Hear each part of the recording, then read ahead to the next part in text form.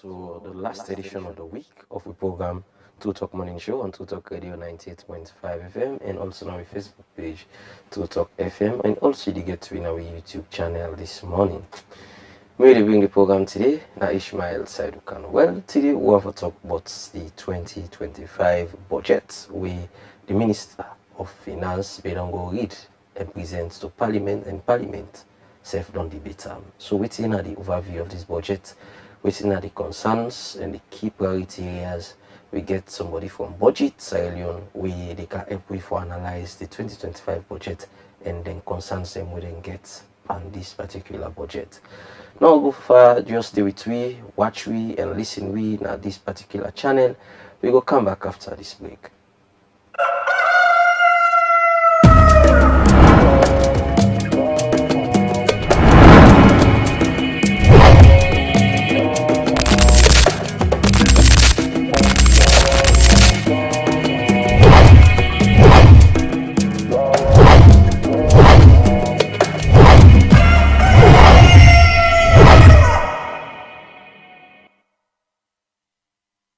Welcome back to Two Talk Morning Show on Two Talk Radio 98.5 FM and our Facebook page Two Talk FM. Well, the Minister of Finance, Sheku Fansamadi Bangura, we don't go read the 2025 budget of Parliament a few weeks ago, and he allocates budgets to the various ministries, departments, and agencies there.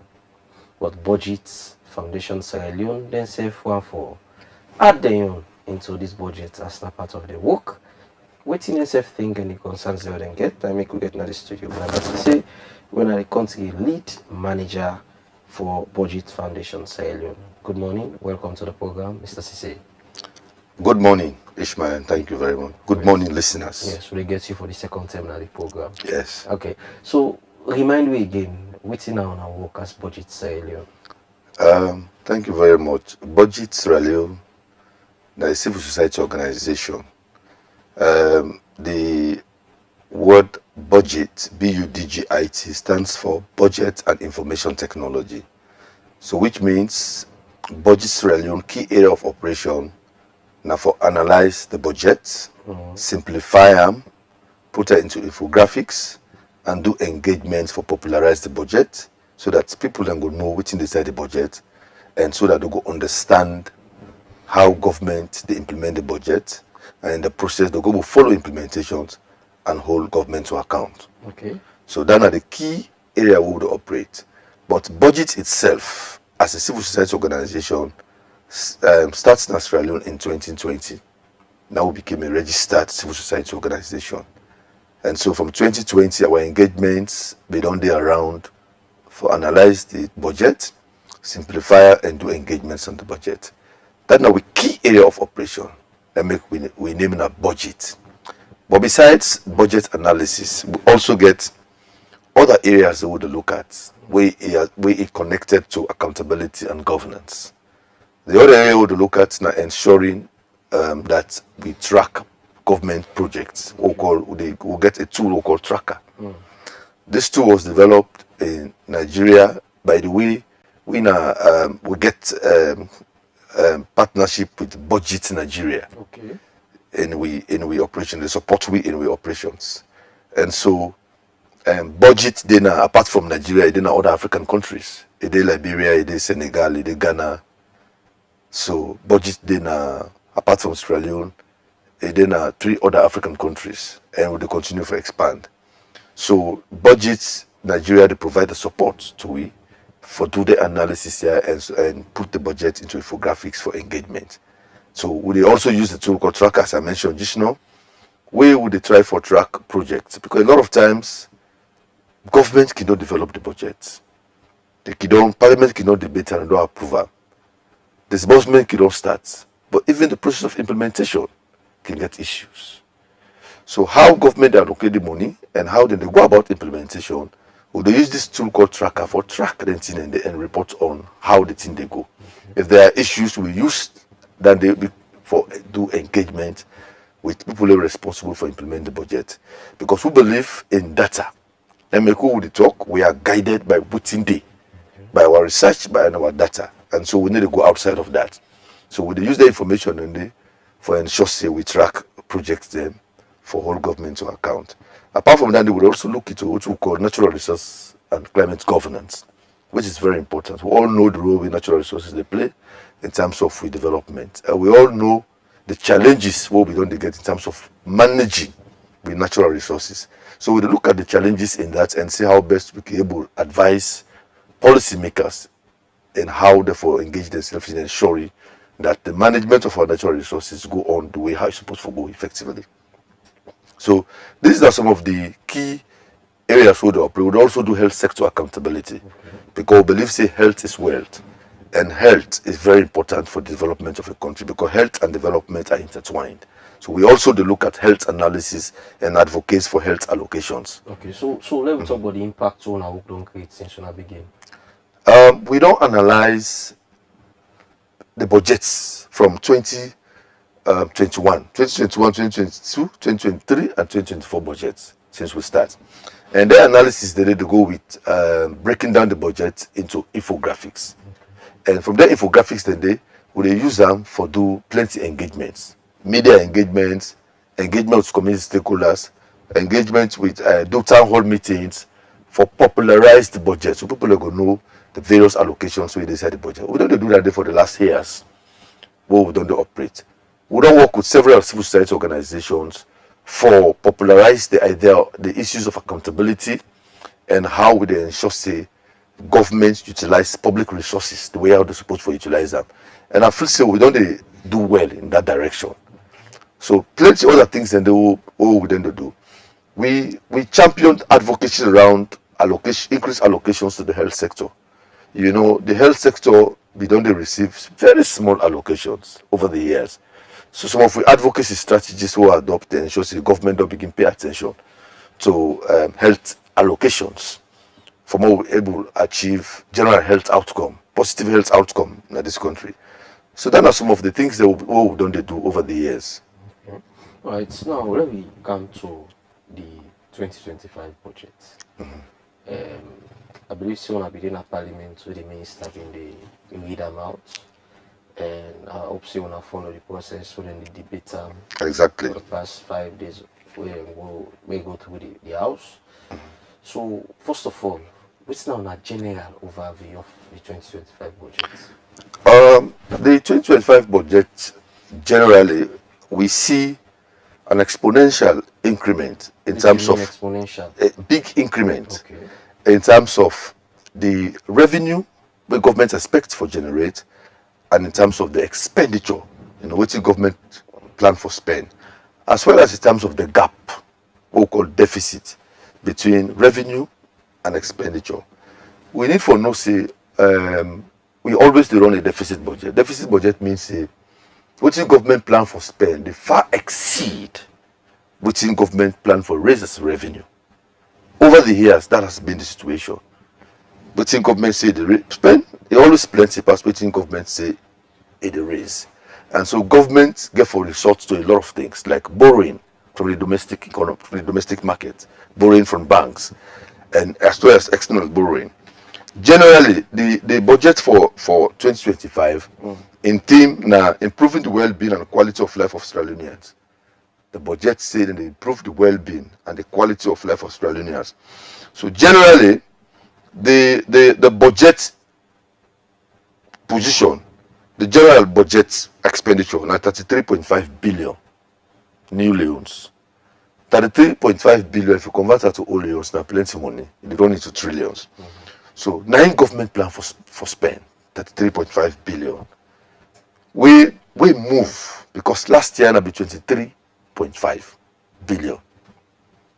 This year now 33.5 billion. How many percent, Danny? Then it increased by over 20%. Okay. So we they say yes, it's not bad because government and development challenges are plenty. Government get a big 5 agenda, and apart from that, you got the key sectors that when they look at. So the development aspiration, which the government they look at in terms of development, is plenty. So that is a good move. Then which the government plan for raises revenue at 27.9 billion For 2025. for 2025. For next year, 2025. So which they go for raise some taxes.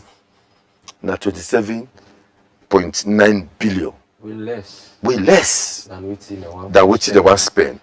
So waiting the one raise and waiting the one spend, we put them together, there is a gap of 7.5 billion we call deficit. Yeah. So when they say the gap we call deficit is high. So what government can do when there are those deficits, it resorts to borrowing, take debt. And debt means they count interest, right? We take debt, you pay interest. And government they pay high interest on debt where they take, just for cushioning the gap. So generally, this is not the budget for 2025. Okay. Expenditure is 33.5 billion. And revenue is 27.9 billion. That which the government plan for raise. The gap na 7.5 billion. This gap is a concern. Yes. And what does it mean for the economy going into 2025? Because if that deficit they our government go able to prioritize or allocate resources where you get for short of 7.5. It's a very serious challenge, and that is a concern to we in the budget. Okay. Because one of the way government they fund the deficit gap, now for take loan, now for borrow, and borrow you they pay interest. You understand? And government interest payments is high, and so borrowing from the domestic market then they can actually increase debt burden on the government. What does that mean? When the debt increase on the government, it limits government a opportunity for send money into various areas the way they intend for send the money. It limits government a space for spend money because of the debt. The debt they quits government, not for you to spend in development priority system. And so that is a serious challenge. And so, in as much as we say government for look at how they go prioritize domestic revenue mobilization, you understand, government for also reduce debts when they take because of debt sustainability challenges. How those debts they go be sustainable. A lot of times they're not sustainable. And government they end up for be limited how they spend the money. So it's a very serious concern. We they take and say, with one key to government for prioritize now credible public finance management systems. Okay. Because Boku laws don't they? Government don't put Boku laws for ensure say they able mobilize resources. We get the recent law with the 2024 Public Financial Management Act, where you will see taxation increase in several key commodities, several key areas the way government increase tax just for increase the revenue. So it's a serious issue, it's a serious concern. Okay. To we na budget.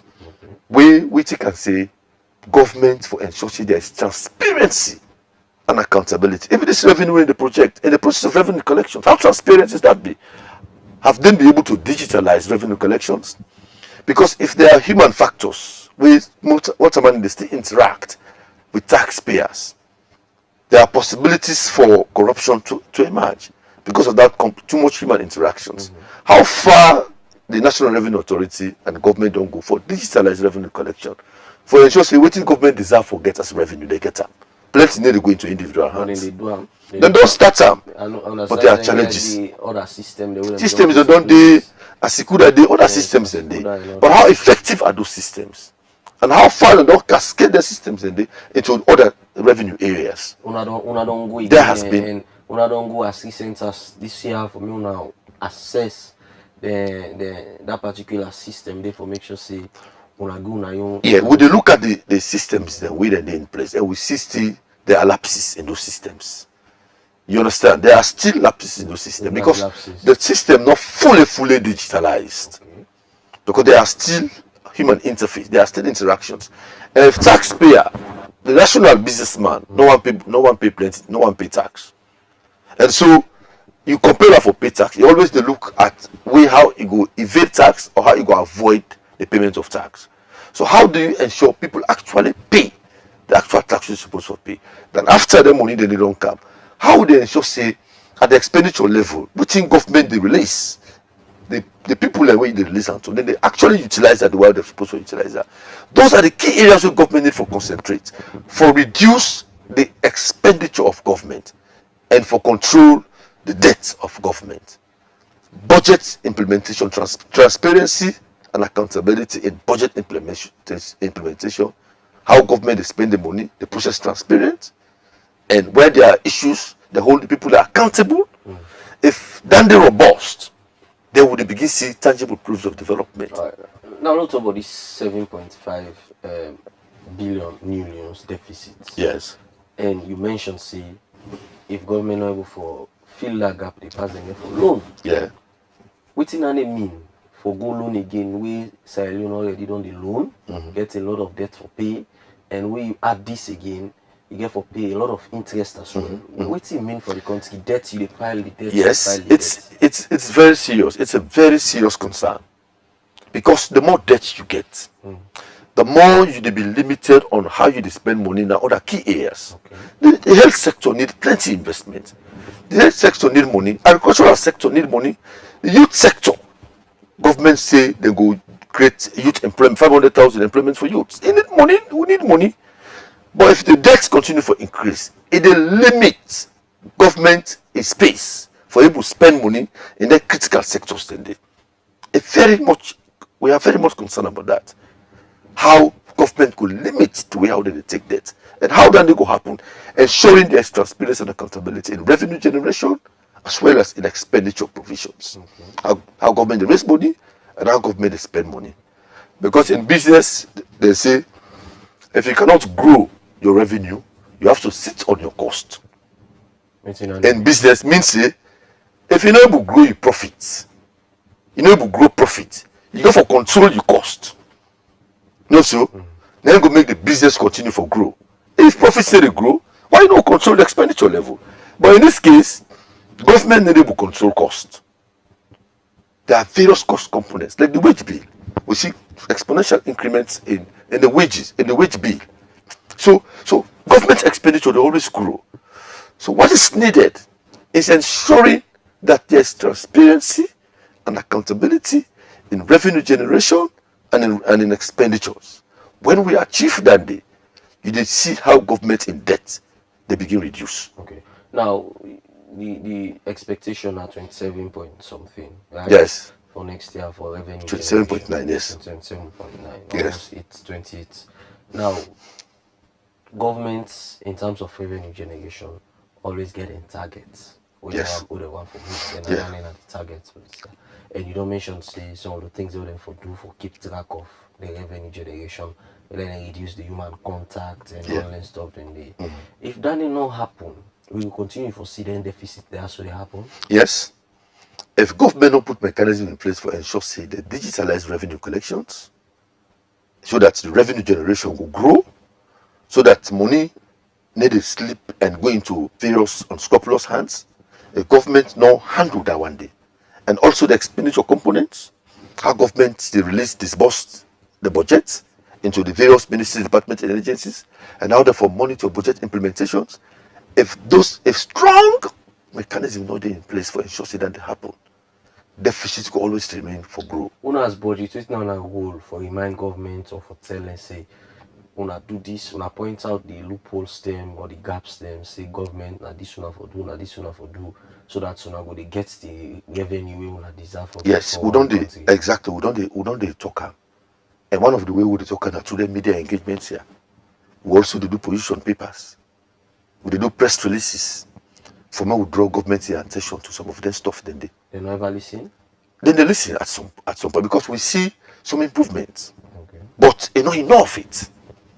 For me, we reach the level of reach for ensure transparency and accountability, because that's the key in public financial management. The key because for we in our budget, the national budget, are the most important document. One of the most important documents we will pay attention to. Perhaps the only document will perhaps pass the budget, not the constitution.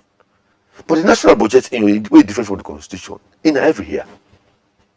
Because the budget then they inform government expenditure. Without the budget, government need to function. Because now the budget then they show how government for spend money. You don't understand? So it's very important. Nothing we will not for take as business as usual.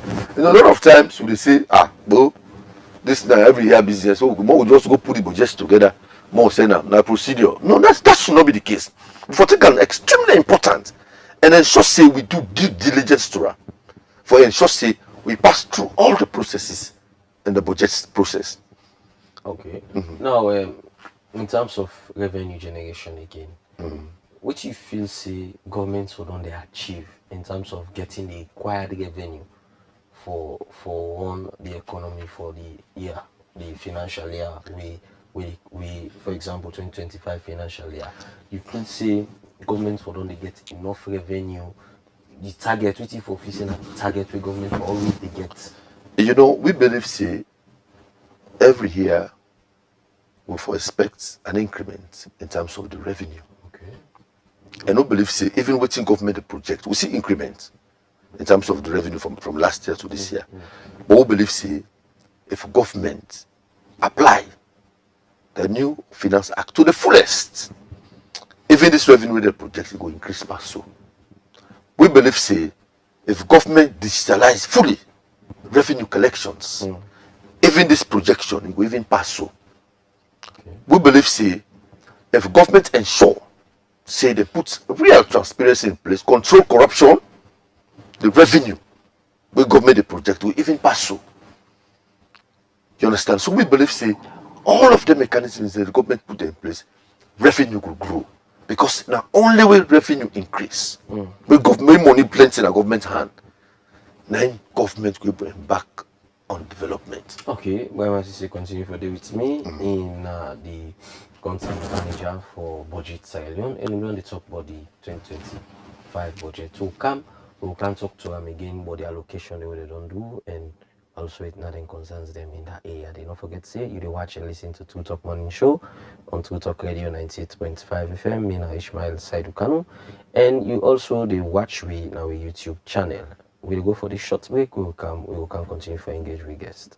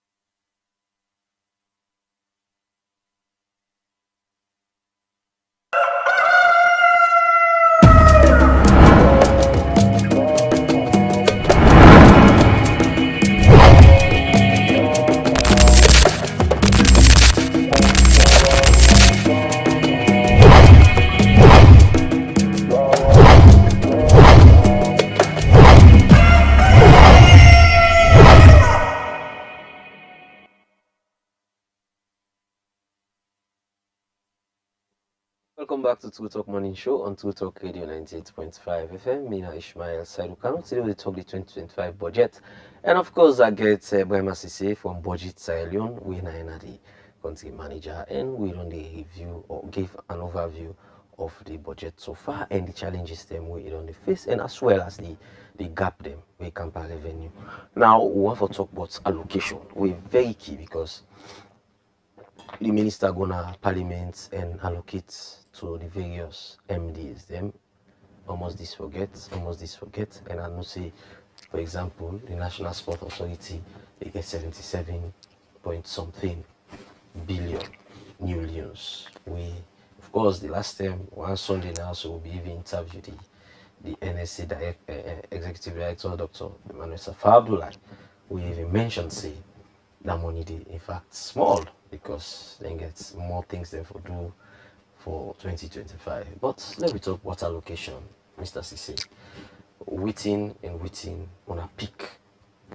And waiting on a concern we come to allocation of the budget to the various MDs. Thank you very much. You know, as you mentioned, part of the budget include allocations to key sectors of government. So when you look at the National Development Plan, it says here government will prioritize the big 5 game changers. Okay. You understand, and other key sectors.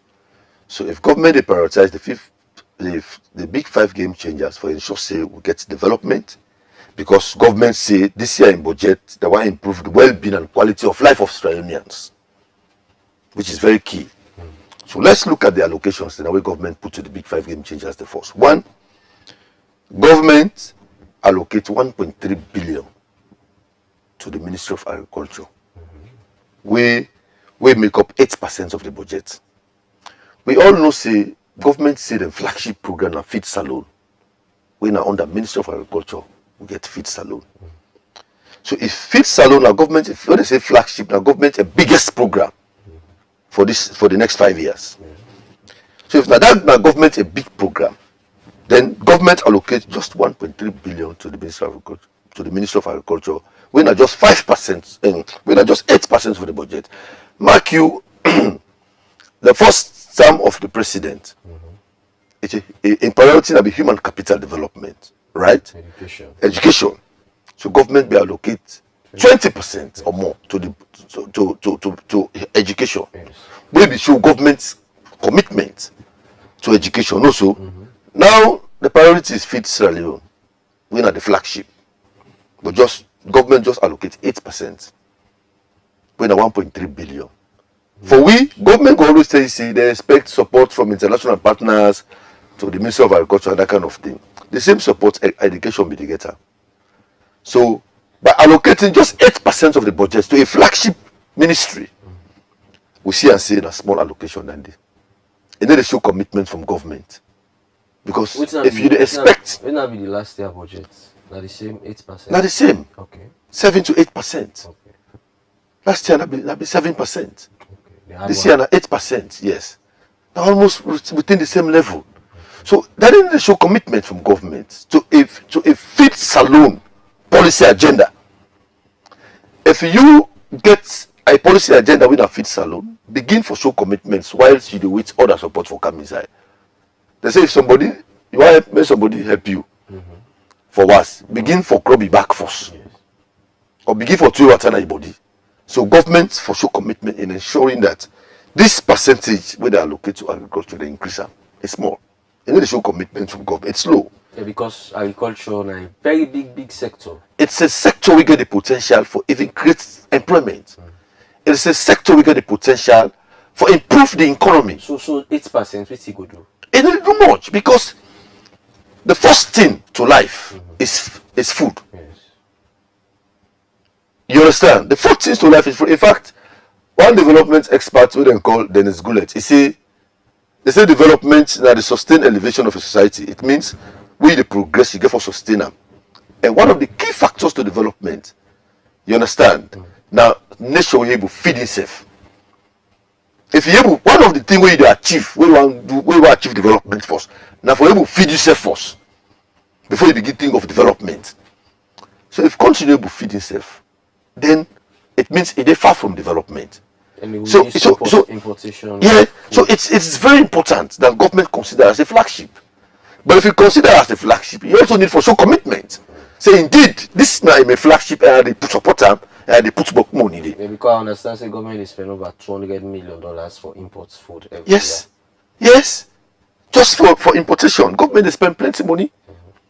Just for feed the country, and we get land for agricultural conservation, and government aware of Dande because they capture it into the development plan.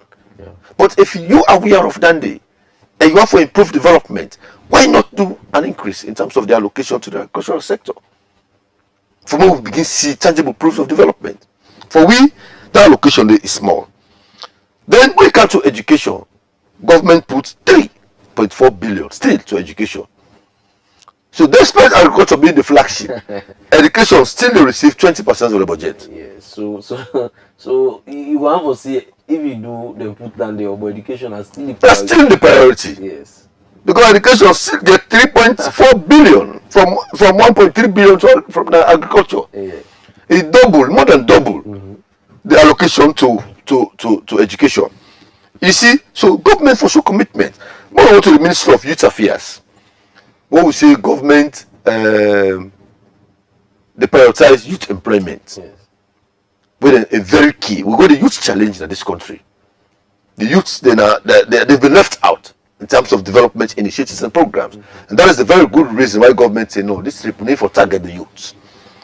But if you target the youths, you need for show commitment. For example, when you put all the allocations together, in terms of to the Ministry of Youth Affairs, to the National Youth Commission, to the National Youth Service, to the National Sport Authority, and to project support to the Ministry of Youth, all we put together, now 106.1 million. It's so funny. It's so small. It's so small. You target youth employment, and you know the greater percentage of Salone population are youthful population. And you say you target youth employment. You focus on ensuring that you empower the youth. Then you can't allocate this amount to the entire youth program. It's a small amount. It's a very small amount where government allocates. All right, so you're saying and government want for create over 500,000 jobs. Yes. How then they impede that project say? It will definitely impede them. Government will say, yeah, we expect support from UNDP, we expect support from other organizations for Ghana, the youth sector, this, that. But all of those supports will just be a drop in the ocean. Government need to show commitment to youth empowerment. Okay. Government need to show commitment to youth employment. And by showing that, by doing that, the first instance, we say you show commitment, now the allocation you make. Well, it's not like the allocation you can just make them. They do consultation with Tuna like before they I not say they can get them budget hearing, but like before everything they go into paper, be like example budget. We do nothing but the youth sector. We do nothing but the agriculture sector. We do nothing for loan self present on a paper to them. Can it happen? And okay, happen the way how it's supposed to happen. Okay. You know, the budget process they can do so speedily. The one of the reasons because I don't think I can say, well, this is a normal thing, that's what we can do. Okay. So the budget process they can do, and from the budget called circular to the budget hearing, to the adoption, to implementation, and even to audit and oversight, the entire process they can do and so hurriedly. Even the engagements that we're supposed to do for ensure say we engage and lobby government for pay attention to the things and we need to get sufficient time for that. Even the budget hearing is done so speedily. That even you will attend budget hearing, you know they will contribute as effective as you will contribute because the time where they allocate to all of those things are very small. So you know they create room for participation in the budget process. You need to create sufficient space for participation in the budget process. And so, most of the opinions, most of the observations that we concerns them, they need to take into consideration because of the time when they allocate, because of that we concerns them. They're not able, the government, they're not able to take on board as fully as they're able to take on board. And so, that is a serious thing. We can always say, even the budget process, we need to ensure say transparent. We need to ensure public participation in the budget process. We need to ensure say the key stakeholders they participate and contribute into the budget process. How do we enhance the oversights we Parliament they provide? How do we enhance the oversight we audit service they provide? Are we taking them seriously? Are those oversight functions being carried out as effective as they're supposed to carry out? Are public officers being held to account for expenditures that were not clear? It never happen the way it's supposed to happen. So those are all challenges where they impede on how government they allocate the money here. And you also need for notes. Even the allocation share government don't make sure. In terms of real allocation, we come to the actual allocation, and then they didn't reach this amount.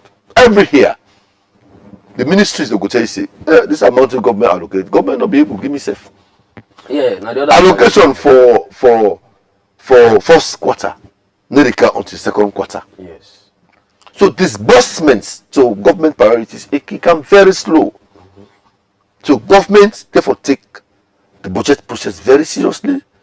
Government need to take disbursement very seriously, government need for take implementation in terms of expenditure of the budget very seriously, and government need for take oversight very seriously for more we count with transparency in the entire budget process. So it's not the other allocation on the issue. We get allocations to the infrastructure and technology, being a part of the big 5 game changers. Government allocates 669.4 million to the implementation of infrastructure and technology projects. We all know how the world will become a digital world, how technology will govern the world, how technology, and so their kind of allocations here need to show government commitments to improving infrastructure and technology. It's very important to economic growth. You understand? Then when we look at the combined allocations to because government say they want to revamp the public service, they want to improve the efficiency of the public service. How do you improve the efficiency of the public service? You need to ensure say you do better allocations to public administration. When you look at all what government allocate to the institutions that are responsible for ensuring improvement in the public service, like the Ministry of Public Administration and Political Affairs, the Cabinet Secretariat, Public Service Commission, HRMO, where you put all the allocations, because the institutions that they get for ensure effectiveness of the public service. Because a study, they will do a study some years back where they try to understand what is the key constraints way to development in Salone. What is the constraint development in Salone? One of the things they say now, public service ineffectiveness. The ineffectiveness of the public service system. In other words, public service not effective. The structures will be in place for ensure say government do what it is supposed to do, not effective. That study be say. So if government don't come now, they say, okay, we not say the public service system not effective. Now what for revamp them? You need to do some strong allocations for ensuring you improve the public service. But when you look at the allocation, government allocates 37.7 million. We put everything together. Now 37.7 million to revamping the public service. Than in a small allocation. So now other priority. Now other priority area of government. Yes. They look at apart from the key priority areas of government and 5 sectors here. We get the health sector, we very important, because the health sector not there among the big 5 game changers. But when we look at health, we call it the COG. It engulfs all of the big 5 game changers, because it's only health then go make you improve the public service. Yes. It is only health then go make you invest in agriculture and improve on agricultural productions. It is only health then go make you even create the platform for make development take place, because it's only a healthy nation that can work towards development. Which government allocates to health now 1.5 billion, which is about 9% of the budget. And this now something we don't talk every year. 2001, there was an Abuja declaration meeting. We all African governments pledge say we in Africa, every country, they go increase the health budget to 15%. Sierra Leone no ever achieve that. Who say we don't reach? Who say wait now the highest? We still there around 9%. Last 2024 allocations be there around 10-11%, but the actual allocation not ever close to that. Actual allocation always deliver around 6 to 7%. So what's that mean for the health sector? Considering it means stagnation to the health sector. Okay. It means lack of improvement in the health sector. It means people dying of sicknesses where they're not supposed to die of because of low investment in the health sector. It means low health sector service. Because we also get the free healthcare system. Yeah, it means not effective. Exactly. It means high out of pocket expenditure. Okay. Out of pocket expenditure means the money where you spend for access health system that's going to be very high. The free healthcare are a very good initiative, but ask the target group under 5 children, lactating mothers and pregnant women. They always pay. They always pay. It's supposed to be free, but the health mechanisms, the structures that they in place, we don't always associate people in pain. And when you don't pay, you know they get the service, you don't get the service or the treatment. Exactly. So these are all key concerns. Which means say government for ensure say they increase the allocation to the health sector. It is always low. Government will reach the 15% threshold where they be not signed to. Then they said it will increase to 15%. Government will able to reach that amount. Even this 9%, when you do the critical analysis of expenditure next year, you will realize say the actual allocation will still be around 6-7%. That has been the case, and that a key concern to we, because we believe say health and development are intertwined, they are combined. The moment you slack in one, you also slack in the other. Okay. And we all know which are the health challenges in this country. We all know the health problems. Because of low investments in health, we know how people in the clamor for going to other countries for go seek health, well-being, health treatment. We all know how people don't become health refugees. They don't go to other countries, because if they can't, they go die. Yes, because we don't able to invest in the health system. So people don't know the way they get kidney issues. They don't able to get a salon because if they can't, they go die. And people in this cell get and don't die. We get and don't die. So we get health refugees. They don't go because of the health challenge. They don't go come back because of low investment in the Ministry of Health, low investment in health projects. And look this year, 2025, we see another allocation. We're so small, 1.5 billion, 9% of the budget. Even close to 15%. This is a very key concern to we. The other concern, we're not doing at the big five, but we're connected to health as well. Now the Ministry of Water Resources and Sanitation, because you need to talk about health, you not talk about sanitation and water. You understand? So the Ministry of Water Resources and Sanitation, it is support health system strengthening, and so it's very, very important. But look at what in government allocate 108.8 million to the Ministry of Water Resources. That is so low because water systems, water resources, water management, and sanitation management is very important. It enhances health outcome. It enhances health, and so that is why we are saying that there are certain sectors where government will really pay priorities to, and there are certain cost components where government for cut down. For example, cut down on the wage bill, cut down on the debt, cut down on frivolous expenditures. You go surprised for no say 2024 budget, but the Ministry of Health budget will get allocation for overseas medical expenditure for public officers that will able get the means. Then the government will support them for many go get medical treatment overseas. That's not the only budget line where the ministry exceed. Of all the budget lines, health allocations, then the ministry exceed. Because you find out, say, government allocates around 2 million, they spend over 29 million on overseas medical expenditure.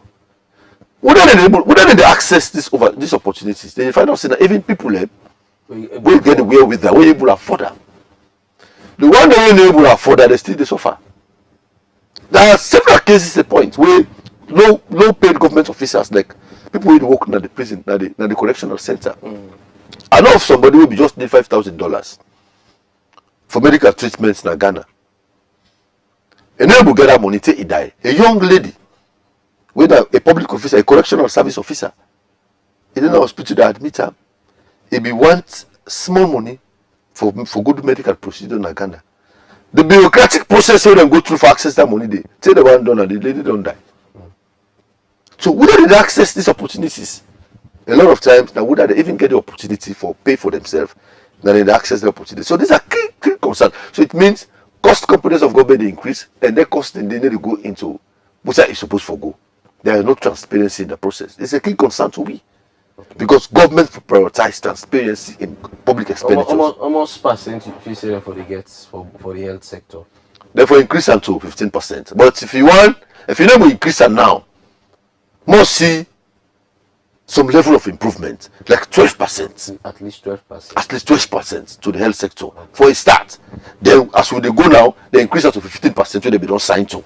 And the real allocation for March, what they allocate. In other words, what they put in the budget, and we come to the actual allocation for March. Yeah.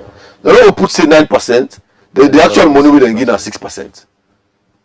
With a stall project. Definitely. Okay. And honestly, the health they need critical investments. They need investment in infrastructure. and need investment in ensuring that people get the actual training where they're supposed to get doctors there. We need to get the experts the way we're supposed to get for treat medical conditions there. Government need to ensure say they increase the employment at the health sector. We get people willing to come out when are health professionals there. They get PIN code for 10, 15 years. Then they work as volunteers. Then also they create opportunity for make corruption thrive. Because if me don't train as a nurse, me don't train as a community health officer, me don't train as a health professional, then I go attached to the health sector as a volunteer, I need to get salary. I go for live, I go for survive, I go for pay myself. Then I go for devise means how are they able to get money. So that need to create avenue for corruption. Because so government need to ensure say they increase the allocations and they pay attention to health investments so that we're able to improve upon the health services in this country. Okay. So it's not the other concern. These are the key concerns that we'll get. Okay.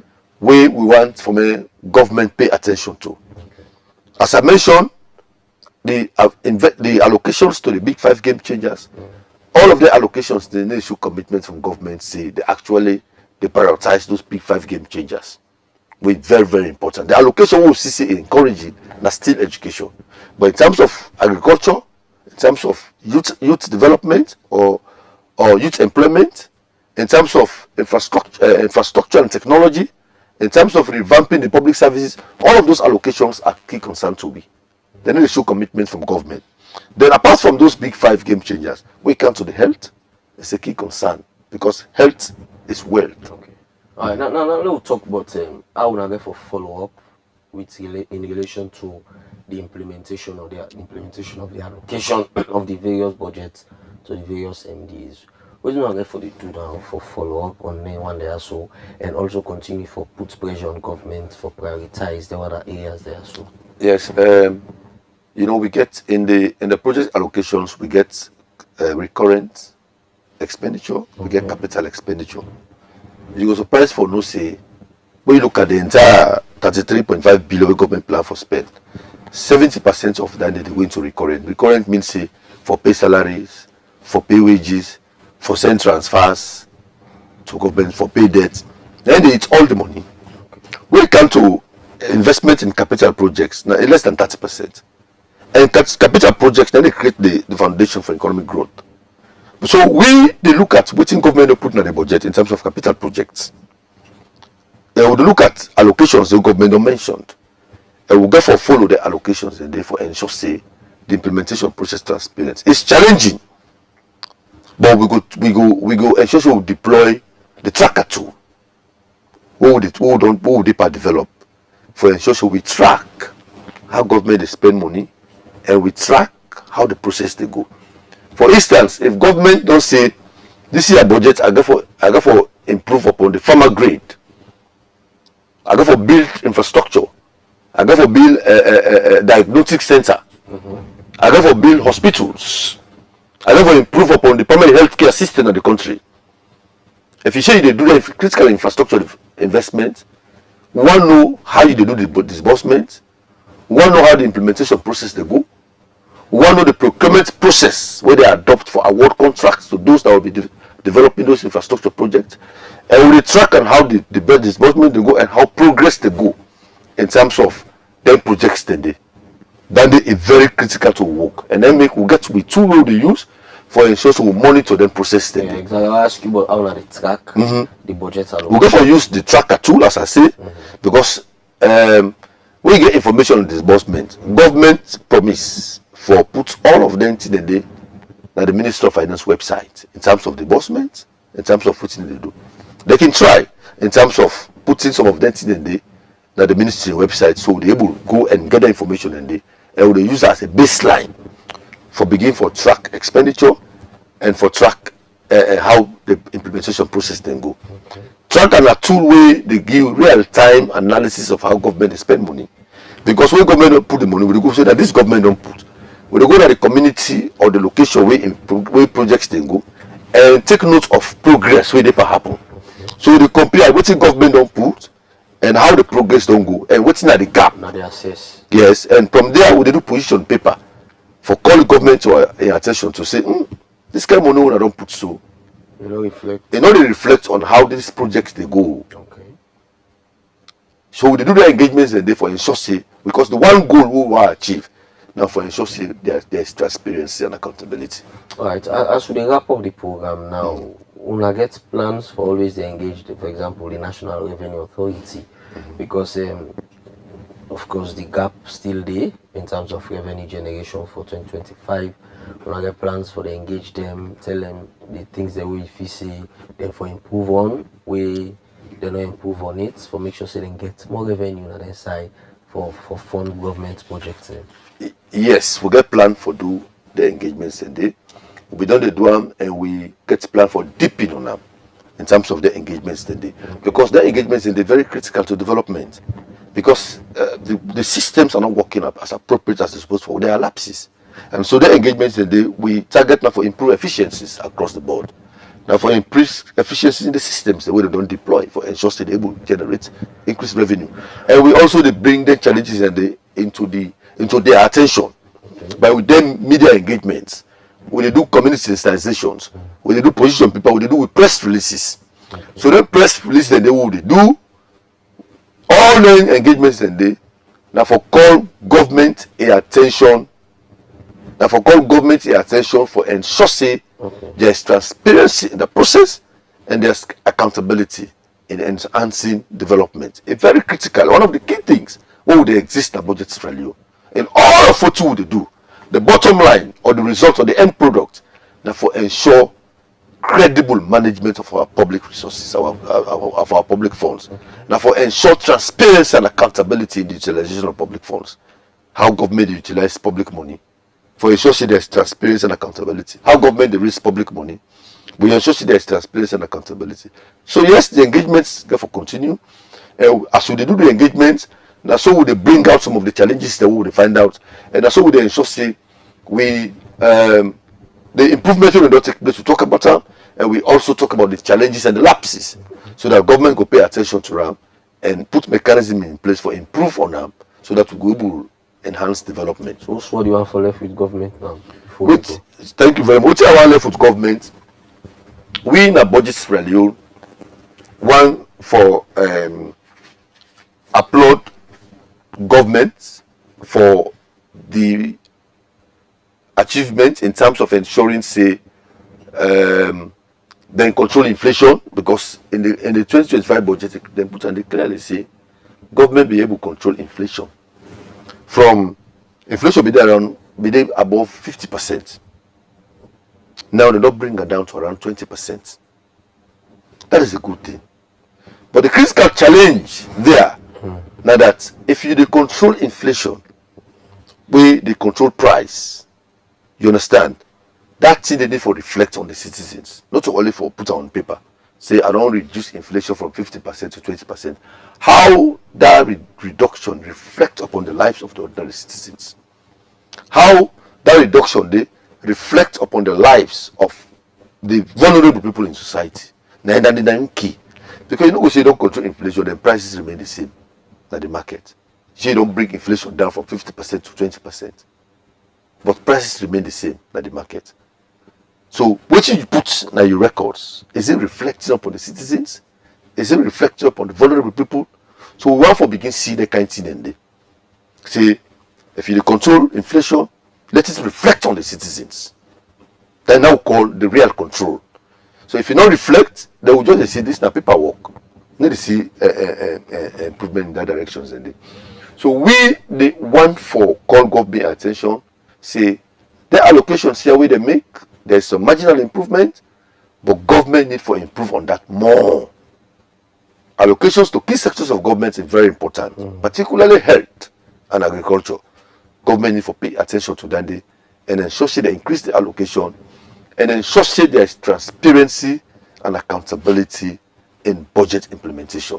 Government need for capacitate and empower the institutions that they provide oversight over the budget, like the audit service, like parliamentary oversight committees. These are critical arms of government, where they provide oversight and put public officers and tools for make sure they do what they're supposed to do. But the challenge is if they're not effective, they will still not be able to control the problems of lack